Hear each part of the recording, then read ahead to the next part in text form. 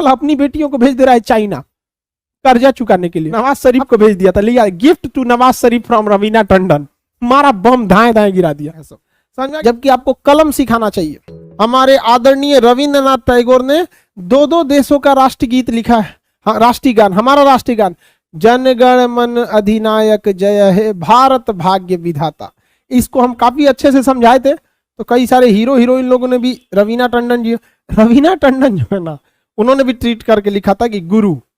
रवीना टंडन जो थी वो 1999 में जब कारगिल की लड़ाई हो रही थी ना, तो पाकिस्तानियों ने कहा था कि रवीना टंडन को भेज दो, तो एयरफोर्स ने ना बम के ऊपर लिख दिया था रवीना टंडन वही बम गिराया था पाकिस्तानियों के ऊपर, रवीना टंडन। सजुरात नहीं, पाकिस्तानियों को ना इतिहास पढ़े लिखे नहीं है सब।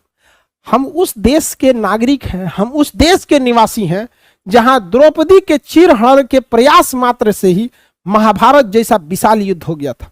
हम उस देश के निवासी हैं जिस देश में मां सीता के अपहरण के लिए सोने की लंका जला दी गई थी, उस रावण का वध कर दिया गया था जिस रावण ने शनि और यमराज को बंदी बनाया था। तुम महिलाओं की इज्जत नहीं कर सकते हो तो सालो लाहौर में ही रहो, अपनी बहन बेटियों की इज्जत नहीं कर सकते तो कराची में ही मरो सालो, भारत की ओर मत देखो। यहां आज भी महिलाओं को लोग सम्मान की नजर से देखते हैं, चाहे वो दुश्मन की ही बेटी क्यों ना हो। ये हमारे यहाँ महिलाओं को हमेशा सम्मान, इस चट्टा सबको समझ में नहीं आया, तो भारत ने भी बहुत अच्छा जवाब दिया, बम पे लिख दिया रवीना टंडन, लो सचुरे तुनाई आते हैं लोग, रवीना टंडन मार के धज्जी उड़ा दिया जाएगा यहाँ पर। ठीक किया कि नहीं किया? सोचा परमाणु बम पे भी लिख देना चाहिए, लो। ये देखो तमीज होना चाहिए कि नहीं होना चाहिए। आप लड़ाई लड़ रहे हो, बॉर्डर पे लड़ाई लड़ो ना, आप इसमें बहन बेटियों को क्यों घसीट के आते हो? सोचो पाकिस्तान वाला अपनी बेटियों को भेज दे रहा है चाइना कर्जा चुकाने के लिए।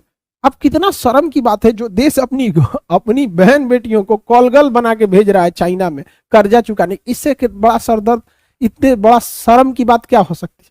अब भारत में कर मार दिया सब बम, शांत हो गए। यहाँ पे नवाज शरीफ को भेज दिया था, लिया gift to Nawaz Sharif from Raveena Tandon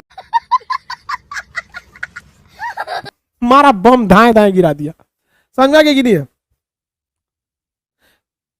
captain Vikram Batra से कह रहा था कि माधुरी दीक्षित को विक्रम बत्रा धो के रख दिए टाइगर हिल पे।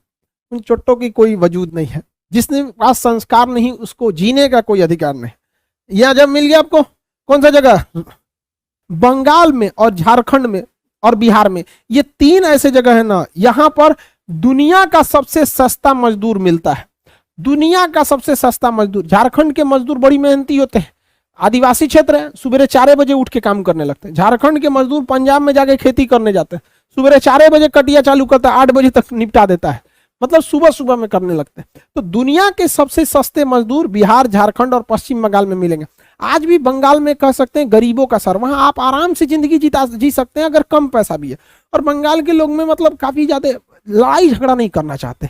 बंगालियों में ये खासियत होती है, वो ज्यादा आपसे उलझेंगे नहीं, बहुत प्रेम से बात करेंगे। अगर आपको बंगाली आती है तो प्रेम से बात करेंगे, नहीं आती है तो फिर वो लोग हिंदी बोल लेते हैं, बट वो लोग काफी झगड़ालू स्वभाव के नहीं होते हैं, वो मतलब काफी व्यवहारिक होते हैं। आपसे जमता है तो ठीक है, नहीं जमेगा तो भालो भालो कह के चले जाएंगे, अपना जाओ, समझा गया कि नहीं? उलझते नहीं है, हमेशा याद रखिएगा, उलझने से आपका विकास रुक जाता है। उलझने वाला परंपरा हमारे यहाँ बिहार में मिलेगा, तनी तनी बात पे उलझ जाता है, तो ये सब नहीं उलझना चाहिए। तो बताइए, रानीगंज, दुर्गापुर और आसनसोल, आप में से बहुत सारे लड़के बंगाल के होंगे, समझ में आ गया कि नहीं आ गया? बहुत सारे होंगे लोग, लड़का लड़की सब लोग एजुकेशन में बंगाल काफी आगे है। तो ये रानीगंज कोयला क्षेत्र सस्ता मजदूर की वजह से यहाँ बहुत सारे क्या लगाए गए हैं, फैक्ट्रियां लगाई गई, अथाह फैक्ट्रियों लगाई गई हैं, यहाँ पर बहुत ज्यादा फैक्ट्री है। मिल गया कि नहीं मिल गया? रानीगंज तो कोयला क्षेत्र हो गया, दुर्गापुर, आसनसोल, चितरंजन को कारखाने मिल जाते। इसी के बगल में देखेंगे वर्धमान और शांति निकेतन, बगले में देखेंगे वर्धमान शहर है और शांति निकेतन, वर्धमान ऊन बड़ी फेमस है और शांति निकेतन। बिहार को बदलना होगा बाबू। आप जो ये छोटी छोटी बातों पर उलझ रहे हैं ना कहीं इसके पीछे राजनीति वाले होते हैं जो आपको लाठी में तेल पिलाना सिखाए हैं सब, जबकि आपको कलम सिखाना चाहिए। समझ में आ गया कि नहीं आ गया? चाइना को फाड़ देंगे। देखो बाबू, किसी भी देश से लड़ने के लिए आपके पास राष्ट्रभक्ति होनी चाहिए और उसे जगाने के लिए शिक्षा की जरूरत होती है। आपको क्या लगता है नेतवन से राष्ट्रभक्ति जगेगी?